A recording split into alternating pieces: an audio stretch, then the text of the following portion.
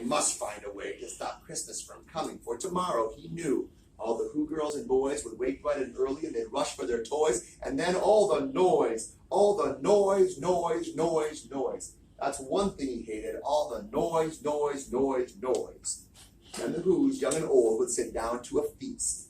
And they'd feast, and they'd feast, and they'd feast. They'd feast on Who pudding and rare Who roast beef, which was something the Grinch couldn't stand in the least.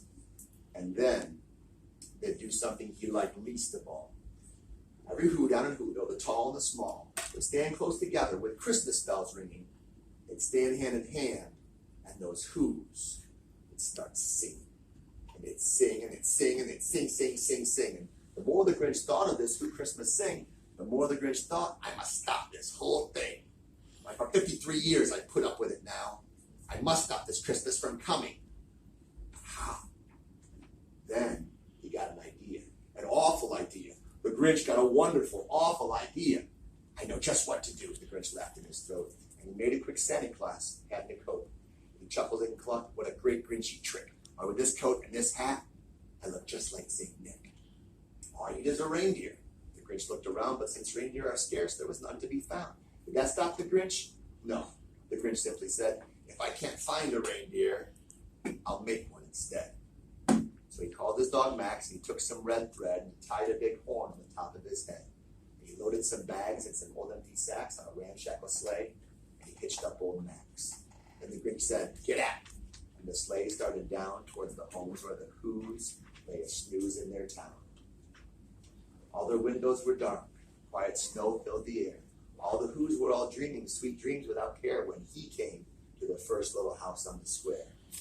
This is stop number one, the old Grinchy Claus hissed as he climbed to the roof, empty bags in his fist. Then he slid down the chimney, a rather tight pinch. But if Santa could do it, then so could the Grinch. He got stuck only once for a minute or two. Then he stuck his head out of the fireplace flue where the little Who stockings hung all in a row. These stockings, he grinned, are the first things to go. Then he slithered and slunk with a smile most unpleasant around the whole room, and he took every present. Pop guns and bicycles, roller skates, drums, checkerboards, tricycles, popcorn, and plums. He stuffed them in bags, and the Grinch very nimbly stuffed all the bags one by one up the chimney.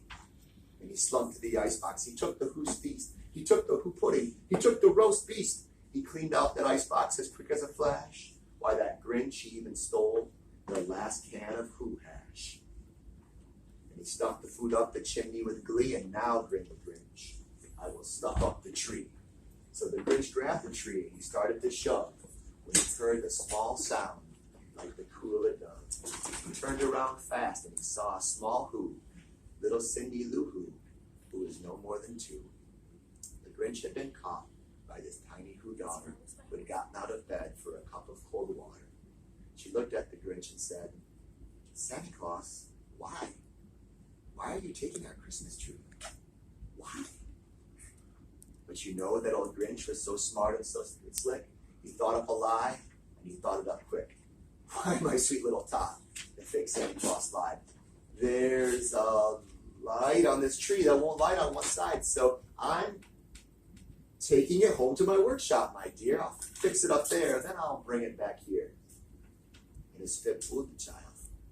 He patted her head, and he got her a drink, and he sent her to bed. And Cindy Lou Who went to bed with her cup. He went to the chimney, and he stuffed the tree up. And he went up the chimney himself, the old liar, and the last thing he took was the log from their fire. On their walls he left nothing but hooks and some wire, and the one speck of food that he left in the house was a crumb that was even too small for a mouse. And he did the same things to the other Who's houses, leaving crumbs much too small for the other Who's mouses. It was 1:15 dawn. All the Who's still abed, all the Who's still asnooze as he packed up his sled. Packed it up with their presents, their ribbons, their wrappings, the tags and tinsel, the trimmings, the trappings. 3,000 feet up the side of Mount Crumpet, he rode with his load to the tip-top to dump it. Poo-poo to the Who's, he was graciously humming. They're finding out now, no Christmas is coming. They're just waking up, I know just what they'll do. Their mouths will hang open a minute or two, then the Who's down in Whoville will all cry, boo-hoo. That's a noise, grinned the Grinch, that he simply must hear. So he paused. rising over the snow. It started in low, and it started to grow, but the sound wasn't sad. Why, this sound sounded merry. It couldn't be so, but it was merry, very. He stared down at Whoville. The Grinch popped his eye. Then he shook. What he saw was a shocking surprise. All the Whos down in Whoville, the tall and the small, were singing without any presents at all. He hadn't stopped Christmas from coming. It came. Somehow or other, it came just the same.